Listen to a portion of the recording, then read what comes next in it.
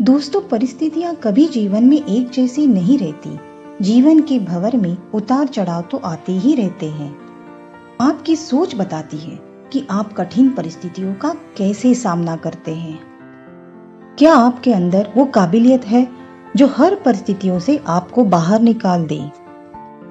एक कहानी यूं है कि पुराने समय में एक व्यापारी ने किसी धनी साहूकार से पैसा उधार ब्याज पर लिया था, लेकिन व्यापार में नुकसान हो जाने की वजह से वो साहूकार का पैसा लौटा नहीं पा रहा था। व्यापारी की एक बेहद सुंदर बेटी थी। साहूकार बड़ा ही कुटिल था। उसने सोचा कि व्यापारी पैसा तो वापस कर नहीं पा रहा है, तो क्यों ना इसकी परिस्थितियों का फायदा उठाया जाए। उसने व्यापारी को एक सुझाव दिया कि अगर वो अपनी बेटी की शादी उससे यानी साहूकार से कर देता है तो व्यापारी का सारा कर्जा माफ कर देगा। व्यापारी बेचारा क्या करता। उसने अपनी बेटी को सारी बात बताई। समस्या बड़ी थी। साहूकार अधेड़ उम्र का कुरूप व्यक्ति था।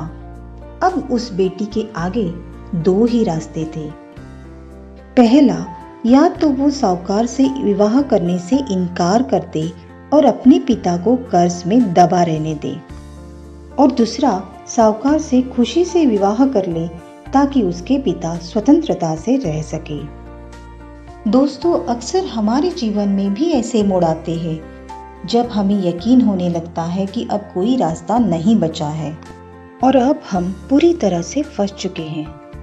कुछ लोग आत्महत्या तक कर लेते हैं, लेकिन अपने दिमाग को पानी की तरह रखिए, एकदम निर्मल, शांत और चलायमान।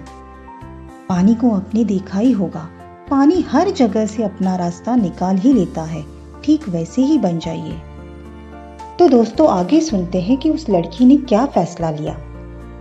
लड़की ने साहूकार के आगे एक शर्त रखी कि साहूकार एक थैला लाए और उसमें दो मणि डाले, एक सफेद रंग का और दूसरे काले रंग का। इसके बाद लड़की उस थैले से आंख बंद करके कोई एक मणि निकालेगी। मणि अगर काला निकला तो लड़की साहूकार से विवाह कर लेगी और उसके पिता का कर्ज माफ कर दिया जाएगा। और अगर मणि सफेद निकला तो भी पिता का कर्ज माफ किया जाएगा, लेकिन लड़की साहूकार से विवाह नहीं करेगी। साहूकार तुरंत बात मान गया और जल्द ही एक थैला लेकर आ गया। अब वो जब थैले में मणि डाल रहा था तो लड़की ने देखा कि साहूकार ने चालाकी से दोनों मणि काले ही थैली में डाल दिए। अब लड़की परेशान हो गई कि अब वो करे तो क्या करे। साहूकार का भांडा फोड़ भी दे तो भी वो दूसरी किसी जाल में उनको जरूर फंसाएगा।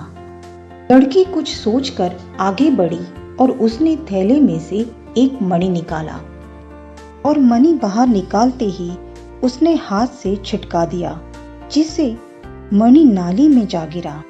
लड़की ने बोला, माफ करना, मणि मेरे हाथ से छिटक गया, लेकिन चिंता की कोई बात नहीं, थैले में अभी दूसरा मणि भी तो होगा, उसे देख लेते हैं। अगर मणि काला निकला तो मैंने सफेद मणि उठाया होगा, और थैले में सफेद मणि होगा तो मैंने काला मणि उठाया होगा। व्यापारी ने यानी उस लड़की के पिता ने थैले में हाथ डाला तो देखा काला मणि था। व्यापारी बोला, बेटी, थैले में काला मणि बचा है, इसका मतलब तुमने सफेद मणि चुना था। कुटिल साहूकार बोलता भी क्या, अगर बोलता तो चोरी पकड़ी जाती। इस प्रकार पिता का कर्ज भी माफ हो गया और बेटी ने अपनी रक्षा भी कर ली। दोस्तों, उस व्यापारी की बेटी ने मुश्किलें आने के बाद भी आखिर तक हार नहीं मानी और डट के खड़ी रही। दोस्तों, जब तक आप समस्याओं के समाधान के बारे में नहीं सोचेंगे, तब तक आप समस्याओं में ही उलझे रहेंगे। अपने विचारों को खुलने दें, थोड़ा हटकर सोचें। यह सोचें कि हर समस्या का हल है, तो मेरी समस्या का भी कोई ना कोई हल जरूर होगा।